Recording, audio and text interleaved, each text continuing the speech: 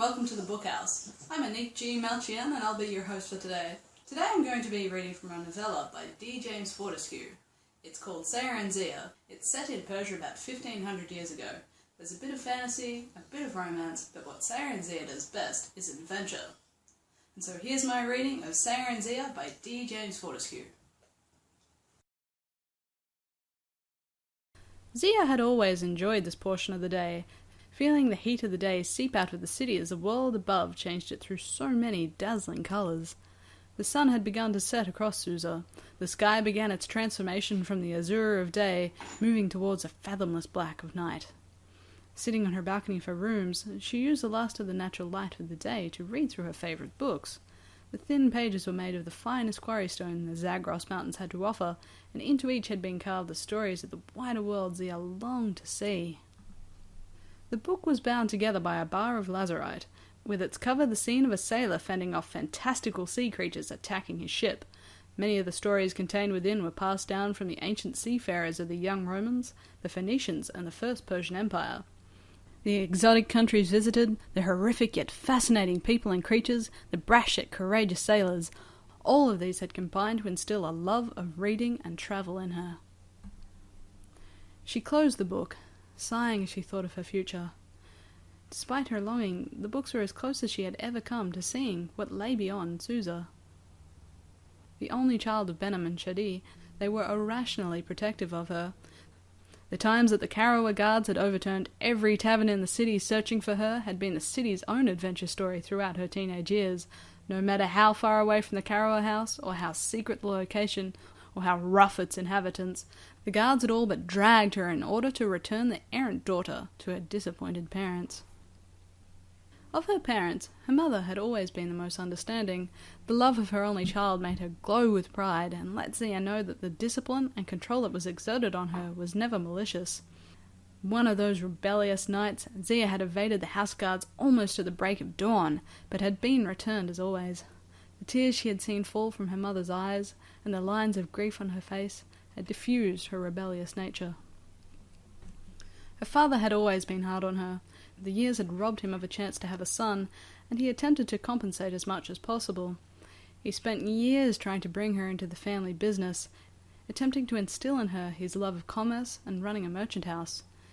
Benham's sorrow-stricken face, the night he finally realized that she was never going to love his craft as much as he did, haunted her now. If she had become what he wanted, she could have left Susa on her own terms, whenever she desired. Her future was now tied to the distant Yafu Babafame. The pair were of an age, and the families had been friends for at least 4 generations. Where she had repulsed the family trade, he had embraced it as a mountain lion embraced its prey. Though he was then not yet into his 3rd decade, his reputation as a brilliant but vengeful merchant had spread far and wide. She remembered back to the handful of times he had visited Susa, a wide-eyed child joining the caravan from Alexandria with his grandfather or father. Even then, she knew he was someone who was only happy when he got what he wanted. He'd always negotiated, but the tantrums had been the talk of the house upon his departure. On his last visit, Yafu had almost reached his 18th year. The spoiled child had grown to become an undeniably handsome man, but she had always been unsettled by his eyes. It was like he gazed longingly at everything, wanting it all to be his. This had been particularly so with her, doing and saying everything he could to impress the little girl, who had turned into the most beautiful lady in the city. The tantrums had long receded, replaced by an artfully manipulative negotiator whose revenge was renowned. The sun finally settling beneath the western horizon, Zia moved into her rooms. As expected of a wealthy family, her room wanted for nothing. A magnificent 4-poster bed sat in the middle of the room, thin silk sheets hanging to provide a measure of privacy. One of the long walls was completely hidden by bookshelves, which were filled with scrolls and other stone books. Each item had a type of coloured gemstone to define its genre.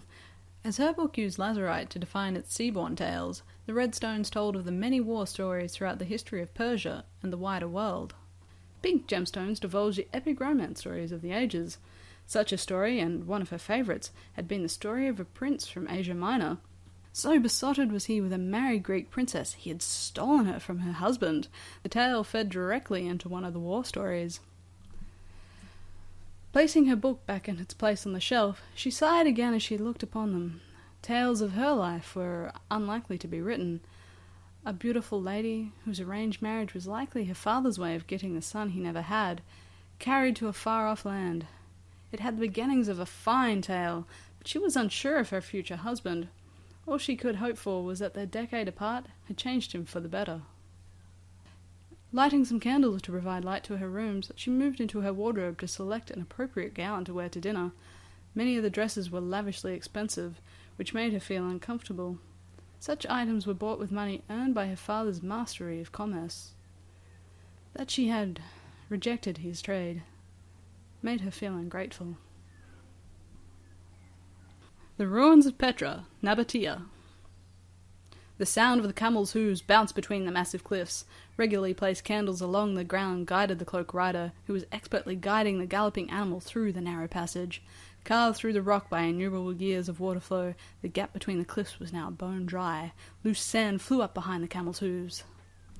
The snaking path, illuminated by shallow yellow flames, finally opened onto the imposing structure that had mesmerized so many people.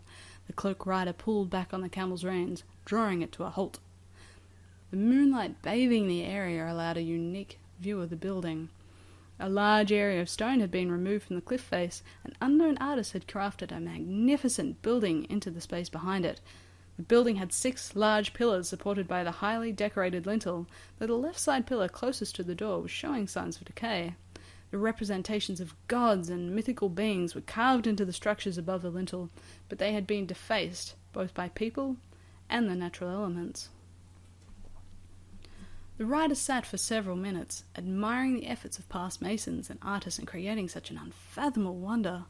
Remembering their purpose, the camel was angled to the right, and a pair of swift kicks to its belly encouraged a fast trot. The widening path showed more carvings in the walls, facades on the left and tombs on the right. The path continued to expand until it opened onto a vast plain, which was littered with many buildings in various states of decay. Yet more tombs were to the right of the rider as the camel was slowly guided down the steep descent. Once on the plain itself, the rider picked up the speed significantly.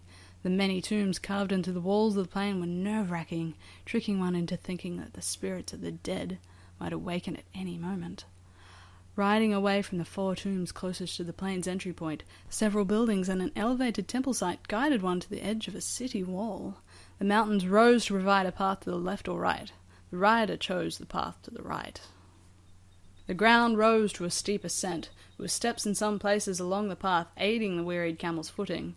Following the winding trail, the narrowed path opened to reveal another incomprehensibly large building carved into a rock face. It shared many similarities with its sibling building the rider had observed earlier, especially in its second story. The first story mimicked the pillars of the first building, but its entrance did not sit further into the rock. The carved figures were replaced with rectangular, window-like insets. This building had been chosen as the hideout because of its location at the most remote and elevated portion of the deserted city. Lowering the camel to the ground in front of the building, the rider dismounted and headed for the entrance. Inside was a square room, the ripples of rock deposits decorating its walls. An elevated arch was cut into the farthest wall, with 2 small sets of stairs either side rising to meet the arch, inside of which was a roaring fire. A group of 20 men sat around or upon the base of the steps, eating meat they had likely cooked within the fire. Those sitting on the stairs saw the figure approach, and they rose with joy written across their faces. They stepped forward to greet their new arrival, bowing from the waist in greeting. "Lady Sayeh, we are glad to see you. We were beginning to fear for your welfare." The cloaked figure raised her head so the bottom half of her face was visible. A smile that was perilously close to a sneer greeted the welcome. "Fear for my welfare, Hader? You know I can manage that perfectly well myself." Hader, a solidly built man of average height with an unkempt chest-length beard, stepped back warily from the figure standing a foot below him. "My apologies. I did not mean to cause offence." Sayeh sighed. "You didn't. The caravan was headed for Karak, so I had to sneak away when it stopped at Mitzpah Ramon. A full afternoon in the saddle of a galloping camel in this heat has been tiring, to say the least." The other man spoke up.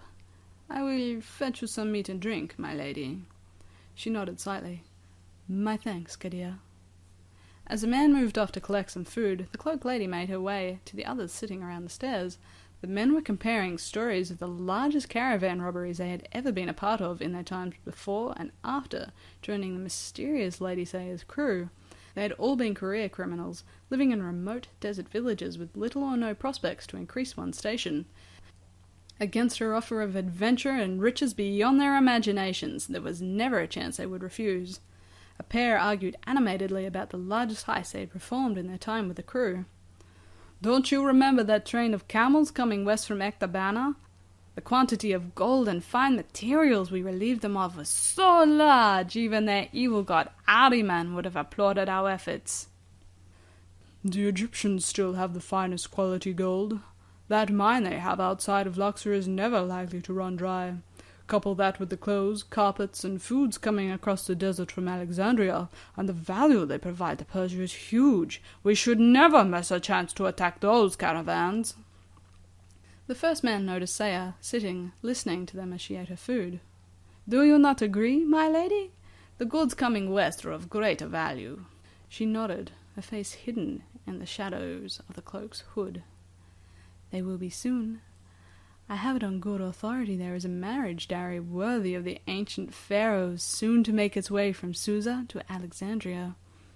When we attack that, we'll never need to be sand pirates again." You're so good, you're so beautiful.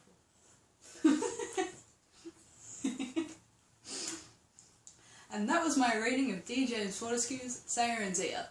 You can find the whole thing free right now on his blog at djamesfortescue.wordpress.com. I'll include the link in the description below. Meanwhile, if you have any suggestions for something you'd like read or reviewed, please comment below or find me on Twitter or WordPress. If you like this video,